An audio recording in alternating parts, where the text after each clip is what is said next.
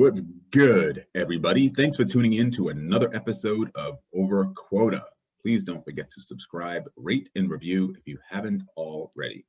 And like always, the J. David Group, which is my company, is sponsoring this episode. My company helps high-growth software companies recruit top software sales leaders and, of course, salespeople. Go to theJDavidGroup.com to learn more. Now, my guest today is Crain. She's the Senior Vice President of People at Ordergroove, which offers an all-in-one platform designed to build and scale recurring revenues for your business. I should also tell you that Crain was recognized this year as one of the most notable women in talent resources by Crain's New York this year. Crain, welcome to Over Quota. Thank you so much for having me. Hello, everybody. You know what's funny is I never reflect necessarily as I'm doing my opening, but I am reflecting a little bit now, maybe perhaps because here it is December 17th and we're coming towards the end of 2020. And I remember when I started this podcast, it was February 3rd. It was actually before, Wow. I think we had heard of coronavirus, but it was somewhere maybe in China, maybe Europe at the time. And I remember just going through the entire of what is my business going to look like for the rest of this year?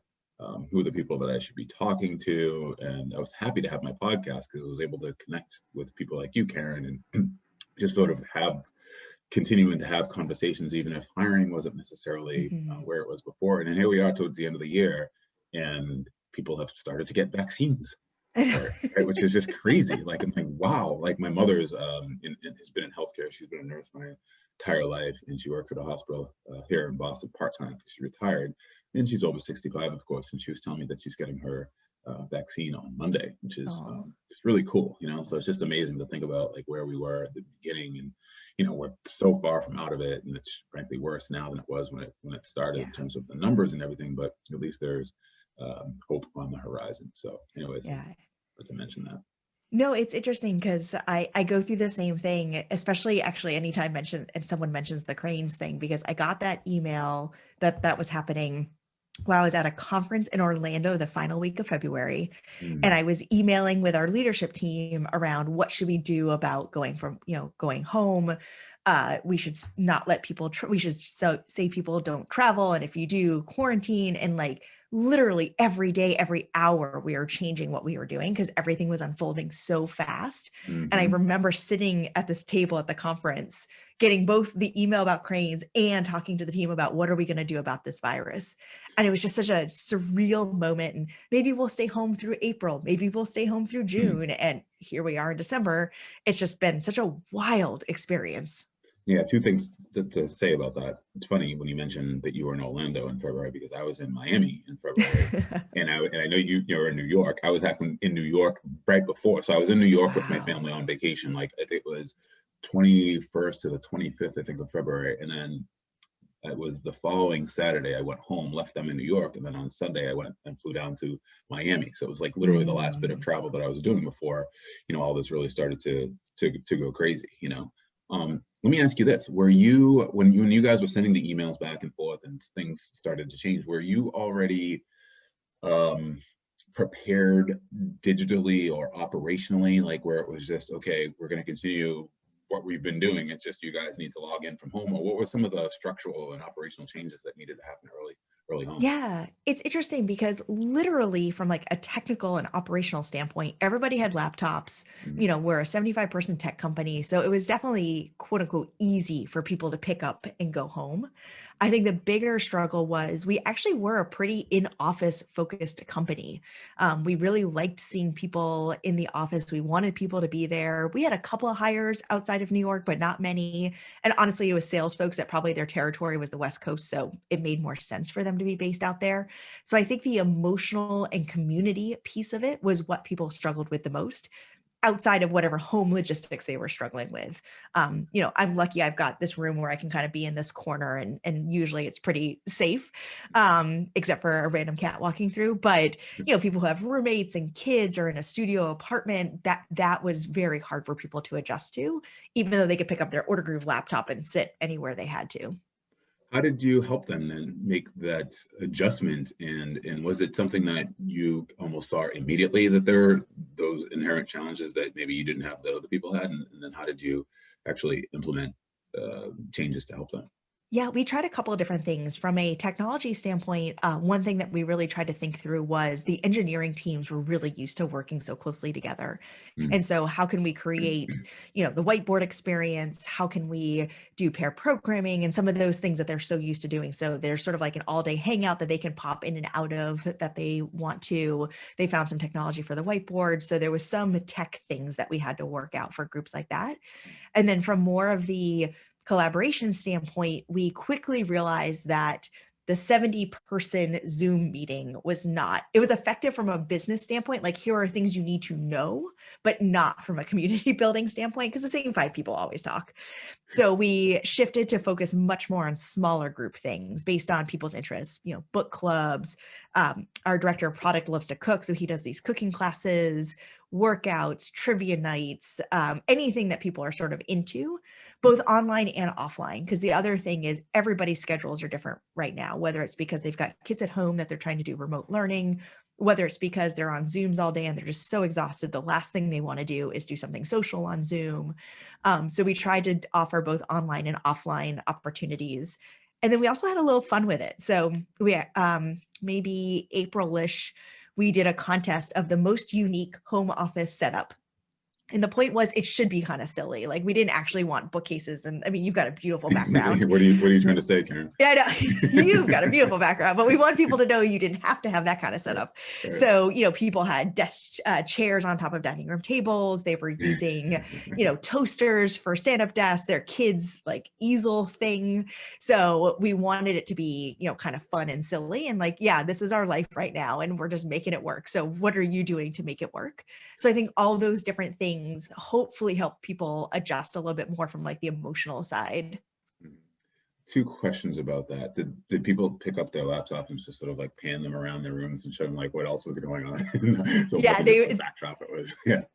It is really fun. I mean, literally people will, spin their, it's like, oh, everything looks nice and quiet around there. Well, actually what you don't see, and they spin their thing and kids are like running around like mad to the left or whatever. Yeah, right. Yeah. Well, the opposite of the opposite wall of that bookcase is all of my kids' artwork on the wall above, like on the ceiling. It's all or people who have the virtual backgrounds. I was like, oh, that's really nice. And they turn it off and it's like because they're in their basement or something. Yeah, they're in the laundry room. Yeah, exactly. Something like that. So how did you end up judging those? Was it like literally some sort of subjective sort of end that says this is the one that wins, and how did you go about doing that? Yeah, we actually did. We put it out as like a survey or whatever that people could vote on. Mm-hmm. And I think we had the top 3 winners so that people felt included. Was it secret ballot? Yeah, it was like a Google form or something. Right. Okay. And then we did gift cards for folks for Amazon so that they could either buy stuff for their home office or whatever they wanted to do. Since at that point, a lot of people weren't going out. So we figured Amazon is always the safe bet from a gift card standpoint. Yeah, that's right. That's fantastic. I love it. Let's zoom back out a little bit because I skipped over this part, which I always like to give people a sense of, what your role is, and also tell us a little bit about Ordergroove and the problem that you solve for customers. Yeah, so as the head of people for Ordergroove, we are a startup, so it's myself and one other person, and then we work with recruiting partners as needed, and we really tackle it all. It's everything from making sure that we're doing things to support and demonstrate our values, to recruiting, to development, to onboarding, to recognition, to feedback, to figure out how to work from home, to handle racial injustice and have, diversity and inclusion conversations. So it really is and when we were in the office, it was office management. So it was really the full swath. Because at Ordergroove, so we have about 75 people, now much more spread out than we used to. And we work with retailers and brands to build programs like a subscription program. So I can get my dog food every 30 days. So we do a lot of different versions of that. We have in-store programs, we have them online. You can do monthly boxes, like if you want to get your whole wellness regimen or your whole beauty regimen. But the real life example I like to use is if you go to PetSmart.com and buy a bag of dog food, it will ask you if you want to sign up for auto ship. And that's our program running on PetSmart's website and managing that subscription program for you. Really cool. And so PetSmart, that's literally one of your customers. Yes. Yeah. Wow. That's fantastic. Okay. Yeah, that's really cool. And I'm assuming, I'm always on Amazon, and that's one of the things that they have sitting there on their website. So Yeah. The yeah. theory, the Mhm. theory is that for retailers who either don't want to partner with Amazon or do, but realize they're losing. So when you partner with Amazon, you're either losing revenue, but you're Mhm. also losing customer data. Mhm. And the more customer data you have, the better you know the behaviors of your customers. So if Mhm. I'm PetSmart, just to, pick a random client, I want to know that if, me and you and 20 other people tend to get a 20-pound bag of dog food every 30 days, that makes my recommendations stronger for other people who don't know how often they need their dog food. Mhm. Or I also buy greenies a lot, which is a treat. And so Yes. maybe you want to combine those two things together. So you learn so much more about your customers when they're buying directly from you. And in turn, then you can be better for your customers and show that you do know them and have a stronger relationship with them, and you don't have to share the revenue with anybody. So that's the real push that we have by working with retailers, so that they don't have to work with an Amazon if they don't want to. If I didn't know your title, I would have thought, here's the SVP of sales at Ordergroove, right? Well, I mean, why do you, let me ask you this. Why is it so important for you to know that about Ordergroove, and how does it show up? Obviously, in podcasts like this, it's critical, but how does it show up just in your day-to-day, your knowledge of Ordergroove, the customers, and the value proposition? Yeah, I think it's twofold. I think one, when I'm talking to candidates, I want to be able to represent Ordergroove well. And clearly that is the level I then stop. If you're an engineer, I can't talk to you about Python and like the way we code and build the product, Right, or the, specific marketing campaigns we're doing or anything. But I right. think it's important because I tend to be one of the first people they talk to. And so I want them to get a sense of what Ordergroove is doing, because we really want people to join Ordergroove who are excited about what we're doing. And it could be for a variety of different reasons. It doesn't have to be the same thing, but anybody can get a job anywhere, sort of in theory, and you just have to pay your rent and go to work. But we want Mm. people to come to Ordergroove because they're excited about something, because we got a lot of problems we're trying to solve in the industry. It's a new industry. We're still very startup-y, even though we've got, funding and stuff under us. So we want people that are excited, that want to collaborate on what we're trying to do. So if I can explain that at least at a high level to a candidate, I think that really helps. And then on the flip side, as I'm partnering with leaders and managers about how to grow their teams, what kind of roles they need on their teams, how to help develop other folks, if I can sort of talk the talk, I think that makes me a stronger partner to them, because I understand that one of our enterprise clients needs something very different from client services than one of our smaller clients.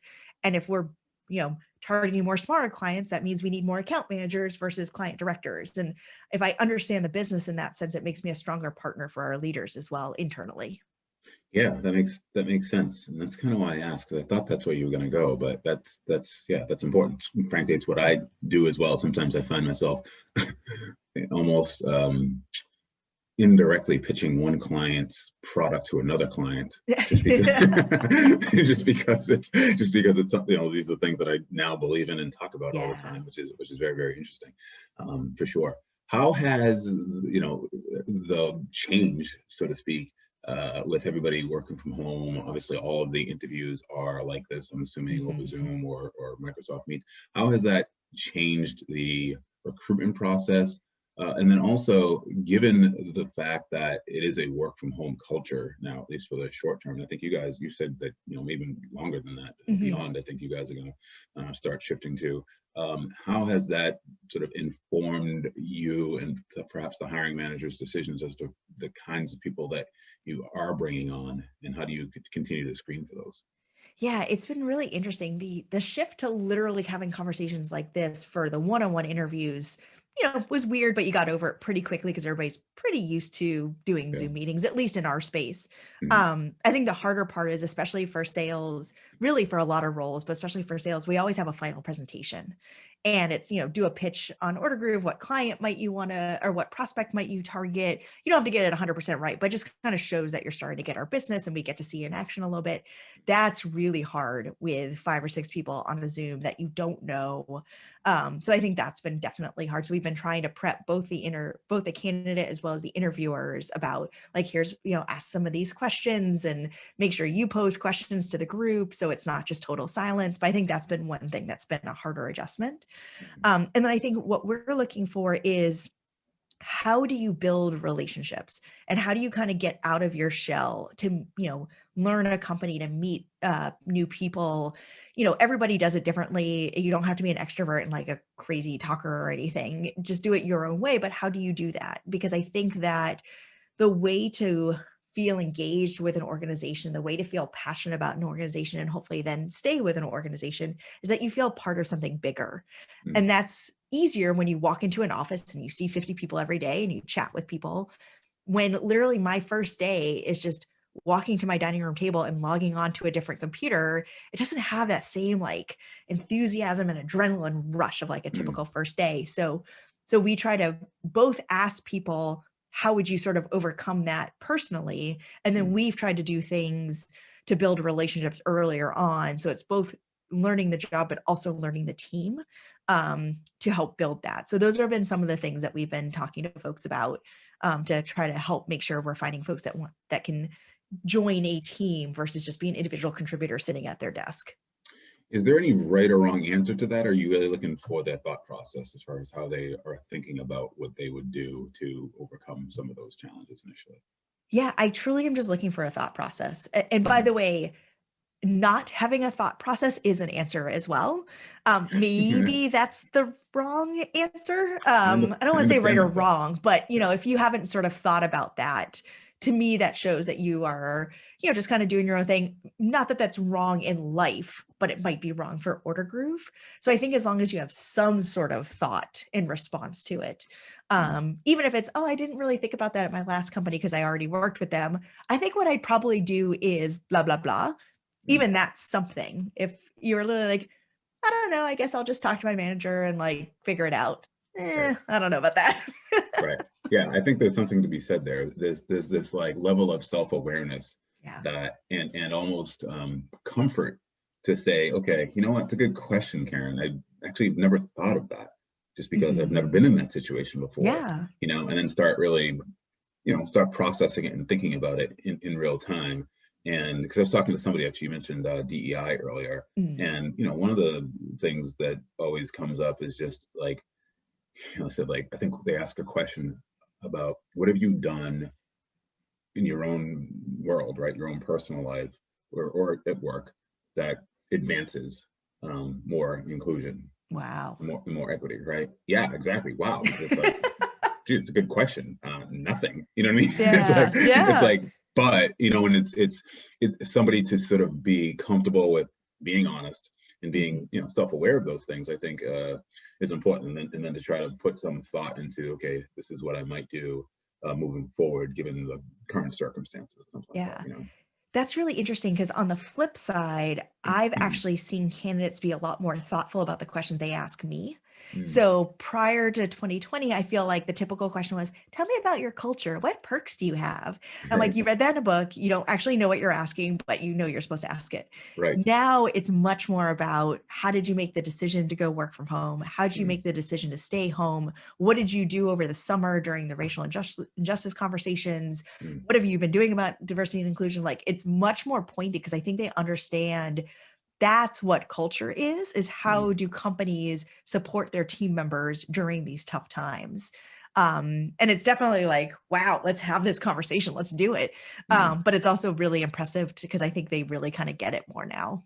Yeah, for sure. What about how much does their history come into an answer like that or a thought? In other words, if they, if you ask them, okay, so how are you going to handle this? Or any situation where it's like, how are you going to, or how have you handled this? And I guess what I'm getting to is the behavioral questions that I know you're a proponent of. Tell me a little bit about that and what behavioral questions are for people who might not be too familiar with them, why they're effective, and give me an example of that. Yeah. So for me, it's helpful. And I'm a big fan for two different reasons. One, it can be very objective. So it's very easy for me to say, if I ask a question, what would you do if? I can probably give you a great answer because philosophically, I'll probably do the right thing. But when you're actually in the moment and have to do it, it's very different. So it's much more objective and tangible on what do they actually do, and what experiences have they had. The other thing is it's often based on competencies, which are behaviors, which can be tied to values and teamwork and some of those sort of softer things, but it makes it more objective. So for example, one of our values is we're comfortable being uncomfortable, which is all about ambiguity, riding the roller coaster. We may go one way and then go another way, that kind of stuff as a startup-y kind of company. Mm-hmm. And so the competency is dealing with ambiguity. And so the question I ask is, tell me about a time where you had to start a project where you didn't have all the information you needed, or you had to make a decision that you didn't have all the information. How did you handle it and what did you do? And so it asks them to actually reflect on something they've done versus something theoretical. And then you can always ask follow-up questions of, what did you learn? What would you do differently next time? What worked well? How did you talk to your manager about that? Like any of the things that are appropriate, but you have those follow-up questions. And so that's why I'm personally a big fan, because it's actually about what they've literally done, not what they think they should do. And then it makes it much more of a objective question and answer. So I can actually think about how to quote unquote score it. And is that what you do? You give it weight, give it a score in terms of, and how is that scored? Is it relevant to Ordergroove's culture and values? Is it relative to the particular skill set that's needed? How do you decide that? How do you figure that out? Yeah, so we actually have quote unquote, things to look for in an answer. Mm-hmm. And then for our values, we've actually even built it out to be a rubric of like, this is a good answer, this is a strong answer, this is not so great of an answer, so that people can kind of have something. So part of it is usually role or level. Like I'm going to look for a much different answer for someone who's an SDR versus a head of sales. Mm-hmm. And then part of it is also the prompting piece. So actually, though some of it is about the literal answer about how you made a decision when you didn't have all the information, it's also about what process you went through. Like if you tell me, oh, well, I can't, like I have to wait till I, have all the information, that's Right. obviously concerning. But if it's, I asked my manager about what was the most important thing I needed to know, or what were, stakes in the ground that I couldn't move forward without. This is how I built it into my project plan. So when I got new information, this is how I handled it. Those are more the things that we're looking for, not literally what you did. Because, depending on the company, that may have been right for the company.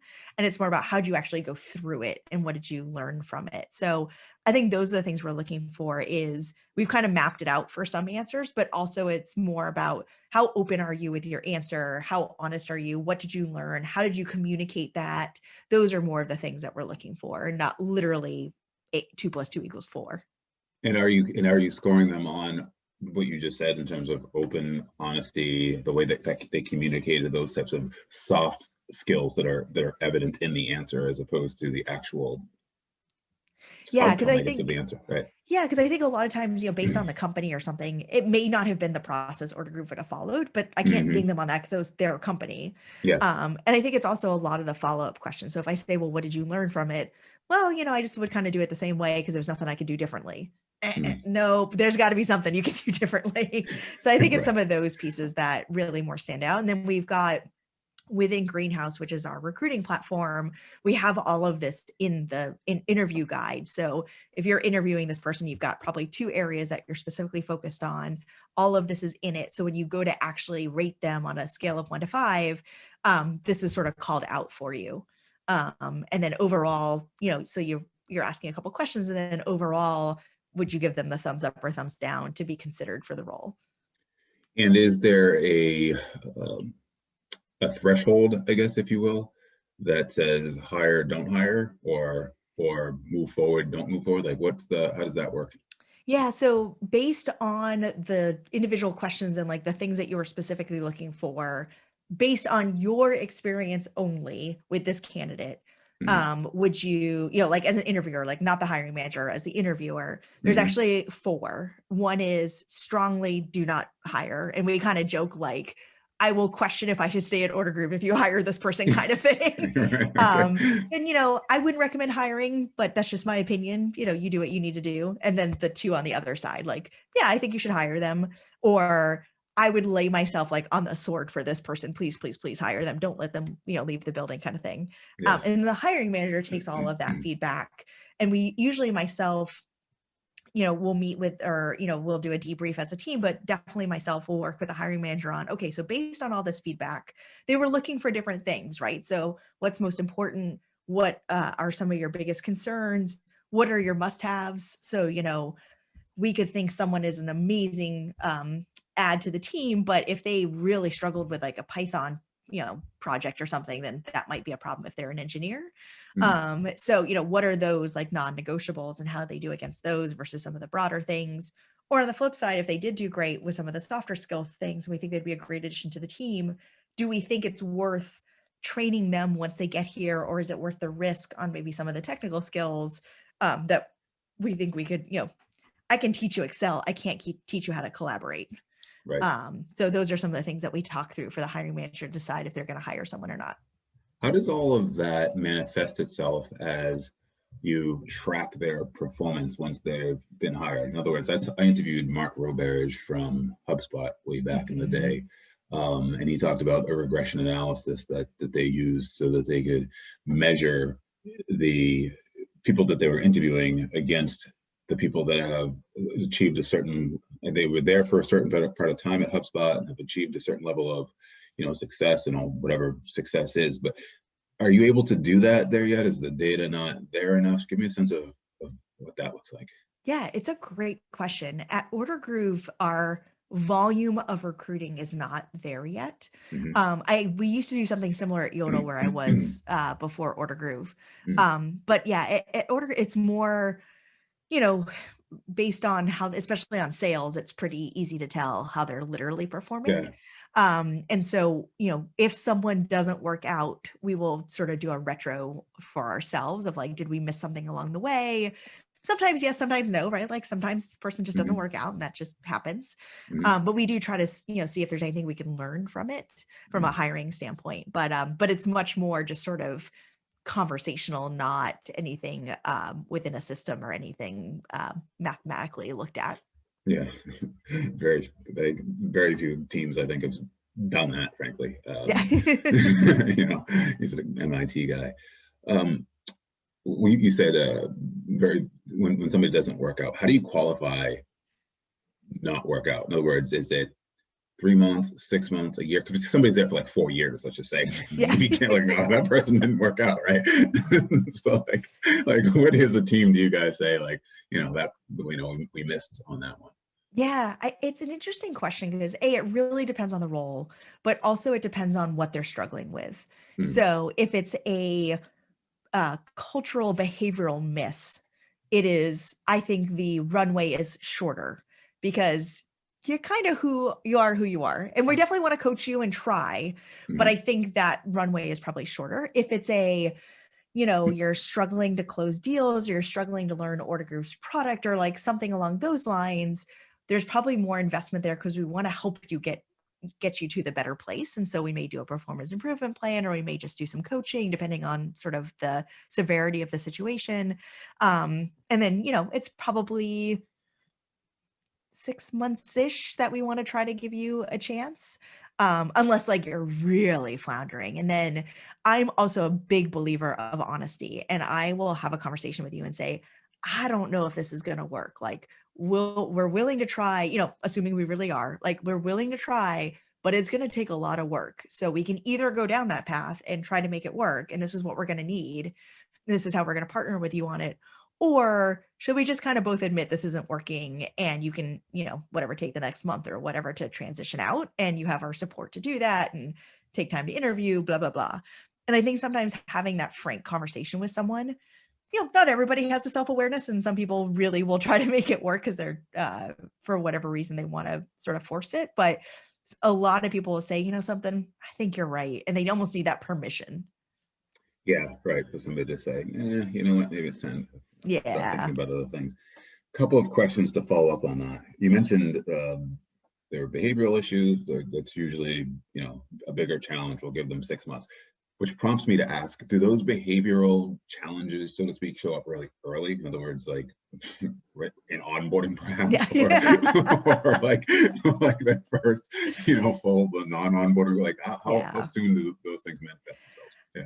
I think usually if you're honest with yourself, I Yeah. think you notice early on that something's not jiving. I think that sometimes people try to gloss over it, or they're just getting settled, or like come up with excuses. But I think if you're honest, like you see it pretty early on, Mm, unless something's changed. And I think that's the other thing that's been really important in 2020. And I've been really encouraging managers to ask, if you've seen a change in performance this year, ask questions. Don't just jump to they're struggling.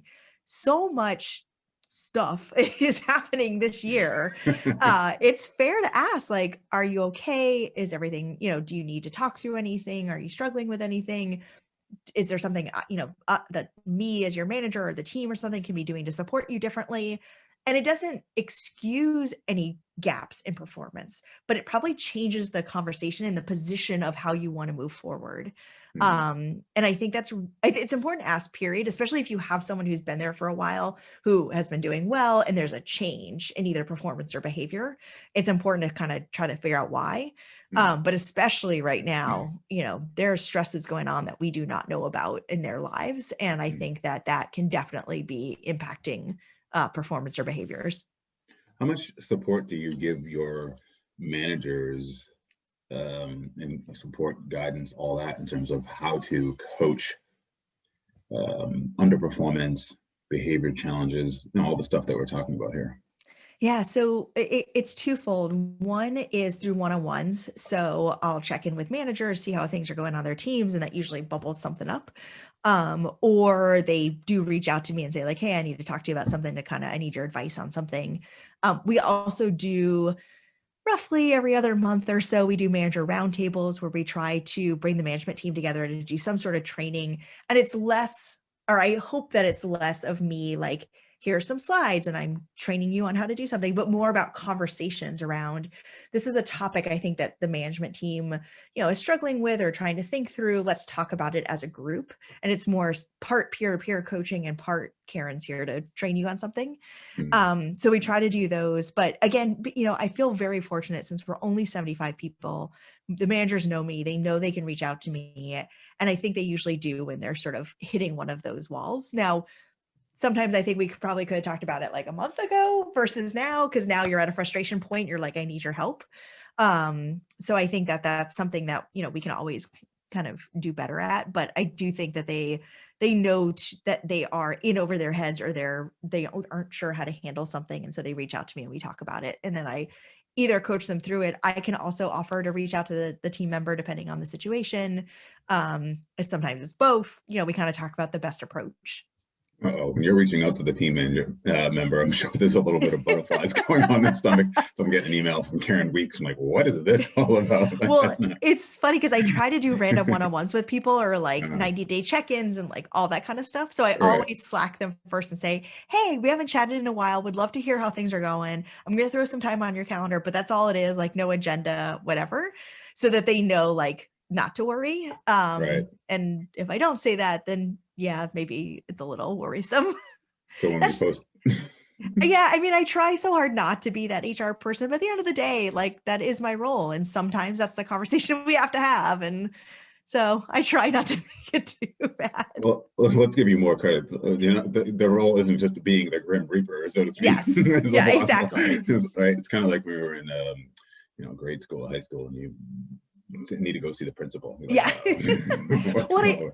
that's why like I try to have a lot of ongoing conversations with people, or like nowadays, if I see someone pop up on a team update and I haven't seen them in a while, I'll Slack them and be like, hey, I haven't seen you in a while, how are you?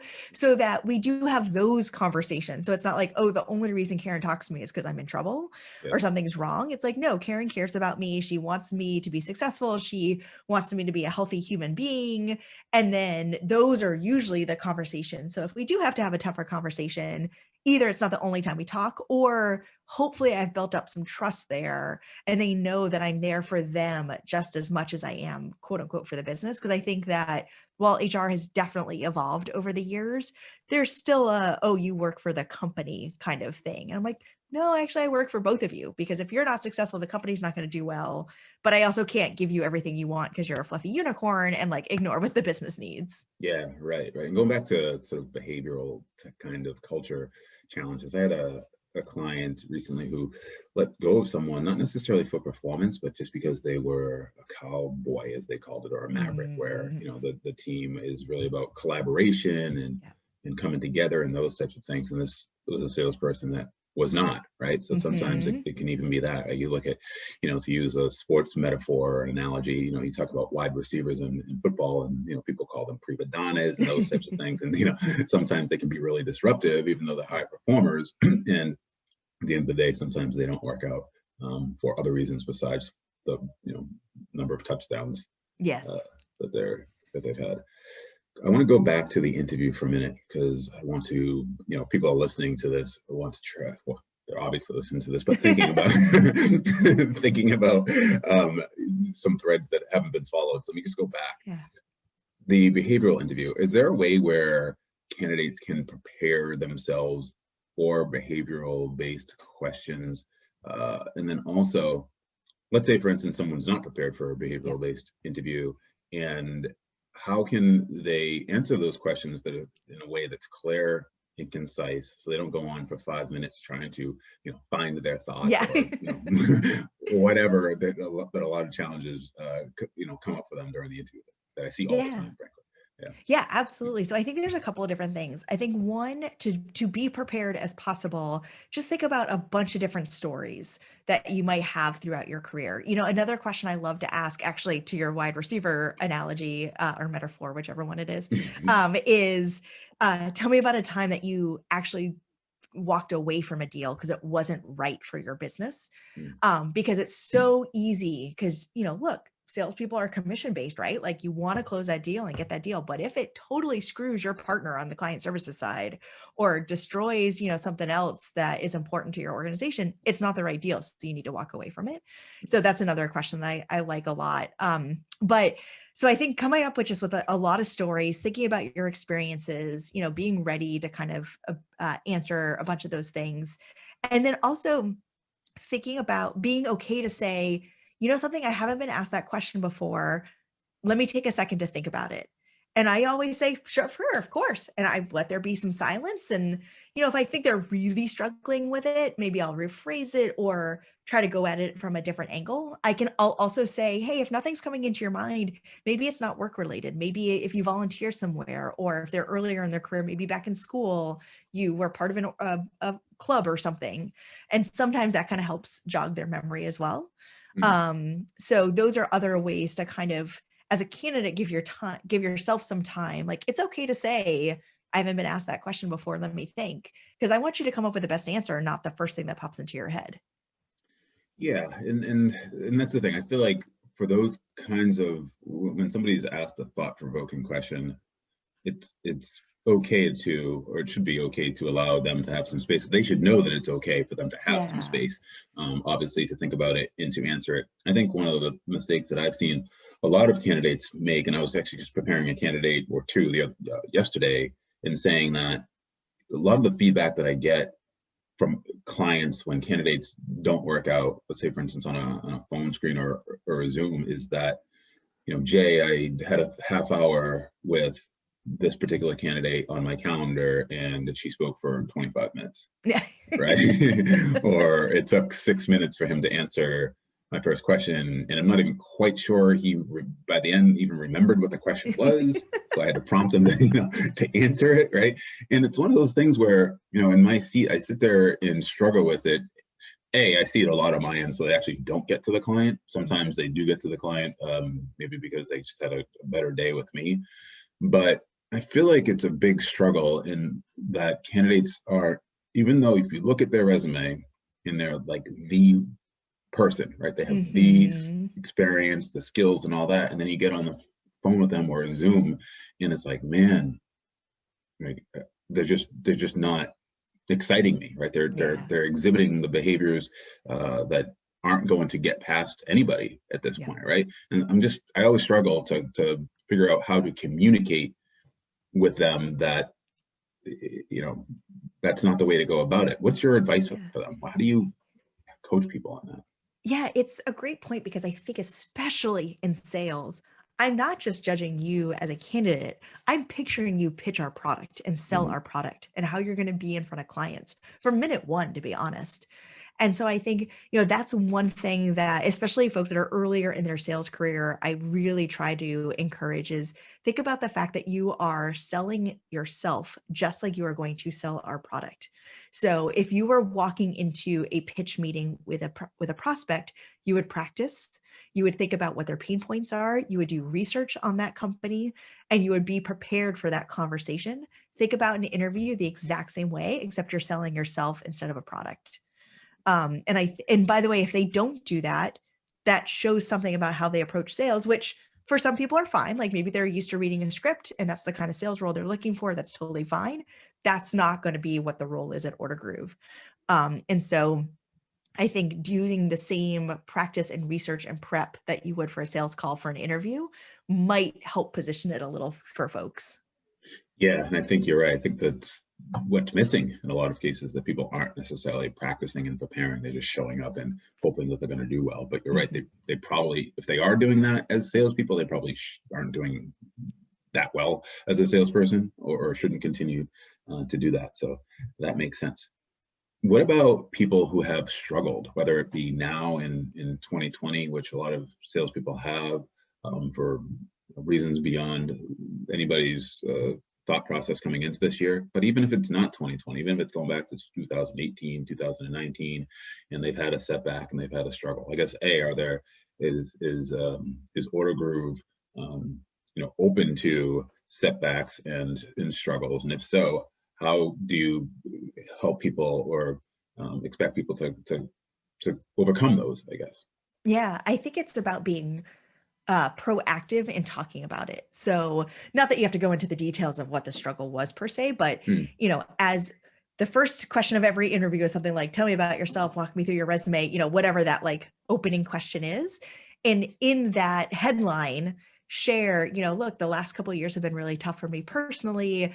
Throughout that time, I've had to, come in and out of the workforce, but the way I've stayed fresh, or when I do get back into the workforce, this is how I stay focused, doing something to sort of lean into whatever thing is going to come up at some point. I had a great conversation with a woman who specifically helps women get back into the workforce after they took time off for families, to have families. And they talked about, look, while you were a parent, you were leading a PTA, you were organizing play groups, like whatever the things are that are very tangible skills that you need in the workforce. Hmm. So don't shy away from the fact that you were out of the workforce for a while. Talk about what you were doing during that time as a stay-at-home parent. So I think anytime it's going to come up, whether it's struggles at work and you were sort of like let go because of performance, or struggles personally, or a gap on a resume, it's going to come up.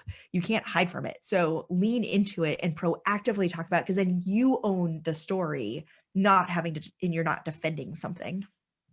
And it's funny, there seems to be a fine line there between what you just said at the end there, which is defending. In other words, um, I feel like people, when they start off that way because they know it's going to come up, sometimes take a defensive posture that makes them look almost, I don't know what the word is, but it just the word weaker keeps coming to mind. But because you got the strong candidate and a weaker, Mhm. someone's thinking you're in a weaker position where you need to Yeah. defend yourself. And one of the, I remember I was working with a CEO to hire his first sales candidate several years ago, and he said that the candidate was unapologetic about his career. In other words, Mhm. the candidate just put it out there. This is what happened. This was the struggle, and did it in a way that was just kind of like, oh yeah, okay, I understand that. Like, you're cool, like you're over Yeah. it, right? And then I feel Yep. like there are some candidates that wear it like on their sleeve, so to speak. And as they're Yeah. talking, it's like, oh man, like they're wounded, or they're not confident Yes. in what they're Yeah. saying. And it's always those things where it's like, how do I convey to you that to do what you just did, but do it in a way that I'm going to feel really comfortable and excited about moving forward with you, Yeah. you know? Yeah, and I think that's really where that practice comes into play, whether that is an objective person in your life, by the way, like make sure they're objective, or even just signing up for like a coaching session with someone to help you prepare, or working with someone like yourself to practice that story. Because look, we're all humans, right? Of course, we're going to think our last company screwed us, or we weren't set up for success, or we just went through this horrible personal thing and we're going to go too deep into that story Right. and sound wounded and not confident.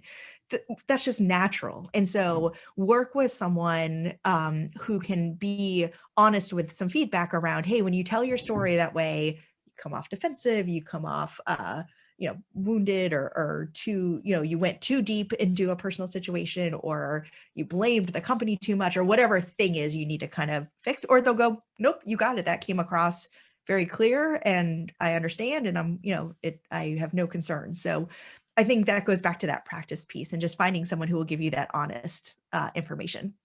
Okay. Yeah, that's great. And I think that, what you're saying there in terms of going back to practicing and with an objective, that what it is? Yeah, objective person, Yes. right? That would be best, because obviously if they're vested in a way, they're not necessarily going to be quite honest with you, and maybe Yeah. too critical depending on who they are, Yeah. and so, just how close they are to you, and those types of things, which I think are important. I feel like we could have like another hour of this, and here we are. It's like almost to the end of the hour here. So I'm trying to. One thing, I guess, that I want to ask before we get into my rapid fire 5 questions is, let's say, for instance, on those same kind of lines, I guess, if someone is struggling with their vocation right now, their function, in other words, they are in sales, but they want to move to customer success, or they want to move to product or something like that, or they're mid-market, they want to get to enterprise or BDR, and they want to become an account executive, but they don't have that experience. What's your advice for people to change lanes, I guess, if you will, and to make that shift successfully? Yeah, so I think first is identifying why you want to make that change, because that will help you better understand what you're running towards, not what you're running from.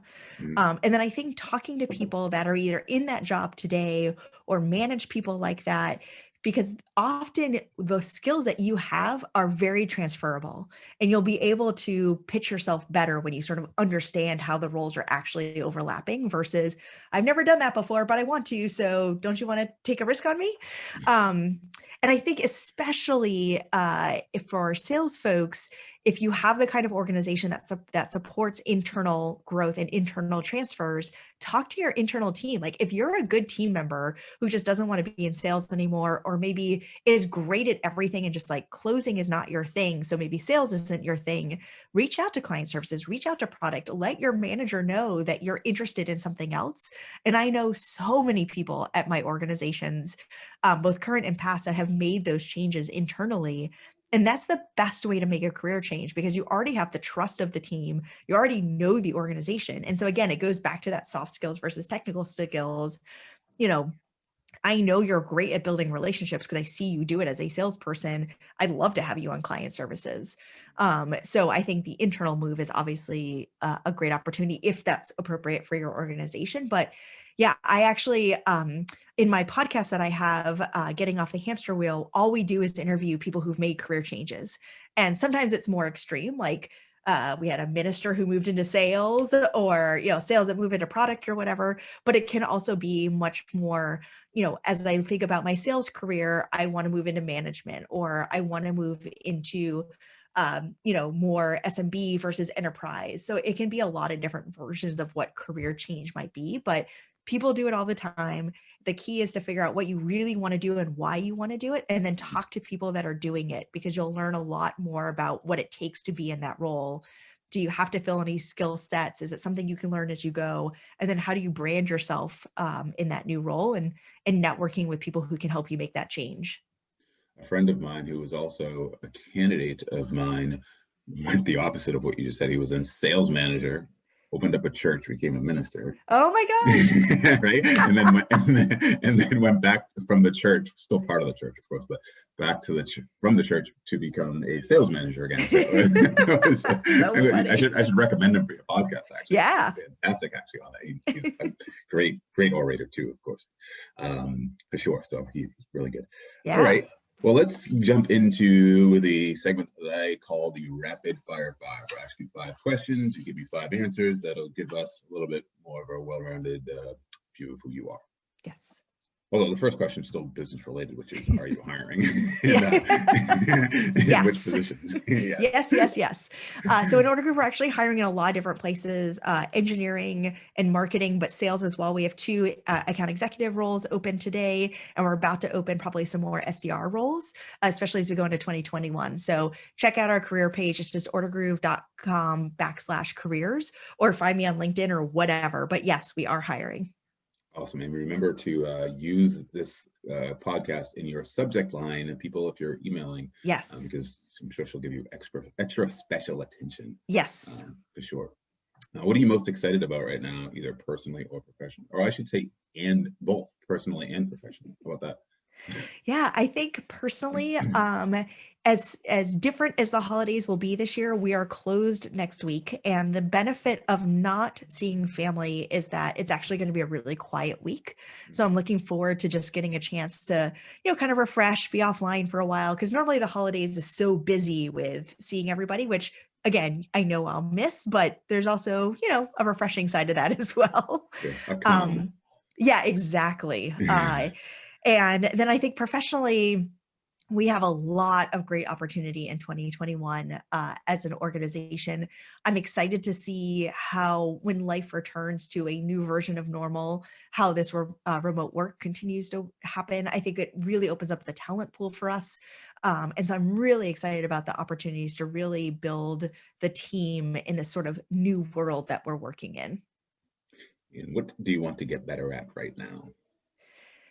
I think for me, it continues to be, it's always time management. I have so many things I want to do. I tend to be very action oriented. So like checking things off my list is so rewarding to me, but that means like the bigger strategic things, I lose time there. So I'm trying to block time on my calendar to have sort of thinking time and working time, which is not task oriented. So funny. I'm the exact same way. Very interesting. What keeps you motivated? Making a difference for people. I want people to find success in their careers. It's why I actually moved into HR after I left theater and the arts, was that people work way too much. And so I just want to help you find success, whether that's through individual coaching on your career and your development, whether that is building a great culture that you can be successful at Ordergroove currently, whether that is having honest conversations that if you're not happy here, that's okay. Let's help you find a path to find something that makes you happy. All of that ties into, I just want people to feel happy and successful as they work these crazy jobs and these ridiculous hours. Yes. And one last question. Can you share a piece of advice or tool that helps you stay productive? Yeah, I think really owning your time.